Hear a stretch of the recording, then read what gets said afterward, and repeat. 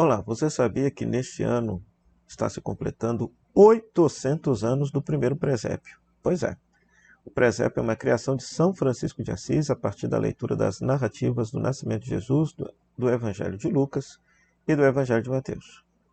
A finalidade do presépio é justamente nos ensinar a contemplar o mistério da encarnação. Deus que para nos salvar se fez ser humano, igual a nós em tudo menos o pecado. Deus que se fez carne e habitou entre nós. O Verbo que se fez carne e habitou entre nós. A finalidade do presépio é essa. Não quer retratar de forma histórica como que se deu o nascimento de Jesus, que isso é seria até um tema para um outro vídeo, né? Porque há muito problema no modo como o imaginário popular religioso imagina o nascimento de Jesus, por causa da tradução da palavra hospedaria. Mas isso é tema para um outro vídeo, tá certo? Quero refletir nesse vídeo com vocês o sentido teológico do presépio e estimular você, cristão católico, a ter nesse Natal o presépio montado na sua casa e aprender a rezar e a contemplar o mistério da encarnação. Então, em primeiro lugar, né, se representa esse lugar de um estábulo onde, em meio aos animais, nasce o Rei dos Reis, o Senhor dos Senhores, o Rei do Universo. Né? Então, veja só que interessante. Quando os evangelhos são escritos, o relato da infância e do nascimento de Jesus é um relato por último que é escrito. Quem está escrevendo esse relato já sabe que aquele que morreu e ressuscitou é o Filho de Deus, é Rei do Universo, governa toda a história, pelo fato de ter sido ressuscitado por Deus. Então, no fundo, eles estão escrevendo o nascimento de um rei, mas um rei absolutamente diferente. Ele nasce em meio à pobreza, em meio à simplicidade. Ele não nasce num palácio, né? Ele nasce num lugar mais inadequado para que o rei do universo pudesse nascer. A sua primeira cama foi uma manjedoura, né? Um coxo, onde que se coloca comida para os animais. É uma forma simbólica, bonita, do evangelista dizer que aquele que nasceu é alimento, né? É comida. Por isso que depois, ou seja, já se tem a fé na Eucaristia, já se tem a crença de que Jesus é o pão descido do céu e que todo aquele que dele comer viverá para sempre. Então nada mais justo que Jesus seja colocado no lugar onde se come, né? É um lugar do alimento, é a manjedoura. O lugar do nascimento também, a cidade do nascimento, além de ser a cidade de Belém, que era a cidade na qual o Antigo Testamento depositava a fé do nascimento do Messias de Israel, o Salvador de Israel, mas Betlém significa casa do pão, ou seja, aquele que nasceu ali é o pão que desceu do céu, é o pão descido do céu para alimentar todo ser humano. Então é interessante porque Jesus nasce em meio aos animais, fazendo também jus a uma palavra do profeta Isaías que dizia que até o jumento e o boi reconhecem seu dono, mas meu povo não me reconhece. Existe uma profecia de Isaías que diz isso, ou seja, até os animais reconhecem aquele que é o Senhor dos Senhores e o protegem, o envolvem com o seu calor, mas ao passo que o seu próprio povo, aqueles para o qual Jesus veio para libertar, salvar e redimir, ou seja, toda a humanidade, muitas vezes não reconhece, não o acolhe. No relato de Lucas, os primeiros a visitarem Jesus e adorarem Jesus são os pastores, que naquela época era gente impura, gente que não praticava religião, gente de má fama, ou seja, eram considerados gente que roubava, passava os outros para trás, pelo fato de roubarem o pasto dos outros para cuidar do próprio rebanho. Pelo fato de cuidar do rebanho, eles não tinham o tempo necessário para viver todas as prescrições da religião judaica, então por isso era gente considerada impura.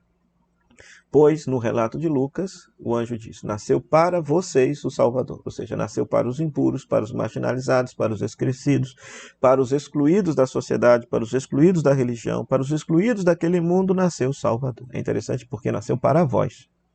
Né? Lucas deixa bem claro que o nascimento de Jesus vai ser motivo de alegria para uns e tristeza para outros. Né? Por isso que ele será pedra de tropeço. Muitos ficarão felizes com o nascimento do Messias, ao passo que outros ficarão absolutamente aborrecidos com o nascimento desse Messias, com o nascimento de Jesus. Então, por isso que tem os pastores ali representados. Né? Na versão de Lucas, eles são os primeiros a adorarem Jesus. Já no relato de Mateus, os primeiros que vão visitar Jesus são os magos, normalmente representados em 3. Um de cada cor. Um branquinho, outro da raça negra e o outro de cor mais amarela. Simbolizando as 3 grandes raças, né? As 3 grandes raças do mundo, né? Ou seja, a iconografia quer simbolizar nesses magos, ou seja, o mundo todo que vem adorar e reconhecer Jesus como Rei dos Reis, Senhor dos Senhores, o Verbo de Deus que se fez carne e habitou entre nós, né? Então, ou seja, o presépio, no fundo, então é uma grande catequese para mostrar que Deus, ao vir ao mundo, veio na pobreza, na humildade e na simplicidade. E a gente tantas vezes quer buscar a Deus no poder, na grandeza, no luxo, na vaidade, no extraordinário, ao passo que Deus vem ao mundo desta forma. Então é aprender a reconhecer na pobreza, na simplicidade, na humildade a presença de Deus, e não nas coisas extraordinárias. Eu sei que a nossa cultura religiosa pós-moderna valoriza por demais aquilo que é extraordinário. Quanto mais extraordinário for o culto, parece que as pessoas acham que Deus está ali. Pois desde o mistério do Natal é justamente o contrário. Deus está aí nas coisas mais simples, humildes e pequeninas. O Rei dos Reis veio desta forma. E ele sempre haverá de ser encontrado desta forma. Depois, ele vem para salvar toda a humanidade, simbolizado pelos magos, que representam as culturas. Os magos são pagãos, não são filhos de Israel. E eles são os primeiros a reconhecerem Jesus, né? Na catequese de Mateus. Então, ou seja, o mundo todo é convidado a reconhecer Jesus, guiados pela estrela, né? Perceba que lá no início, lá em cima da gruta, tem a estrela. Ou seja, a estrela tem vários significados aqui. Primeiro, porque nós temos aquela profecia de Números que dizia que nasceria uma estrela da descendência aqui, que seria o sinal do nascimento do Messias. Uma profecia no livro de Números. Depois, os magos, pelo fato de serem pagãos, eles provavelmente, essa palavra magóis significa astrólogos, ou seja, eram estudiosos das estrelas daquele tempo. Então, eles, seguindo a própria religião, descobrem que o Rei dos Reis nasceu. Com a ajuda da Bíblia lá dos sacerdotes e de Herodes, eles descobrem onde de fato ele nasceu. Mas com a sua própria religião, eles descobriram que o Rei dos Reis nasceu, né? E é interessante, é um dado que depois vale a pena a gente refletir sobre isso. Tem gente que com a sua própria fé, mesmo não sendo cristã, chega até Jesus, ao passo que aqueles que têm as ferramentas necessárias para reconhecer Jesus, tal como a Bíblia, os sacramentos, etc., não conseguem o adorar. São uma coisa a se pensar. Então os magos representam o mundo todo que deseja reconhecer e adorar Jesus, guiados pela estrela. E a estrela pode simbolizar o próprio Deus também. Está no Evangelho de João que Deus, por meios que ele só conhece, faz as pessoas atraírem-se a Jesus, serem atraídas a Jesus.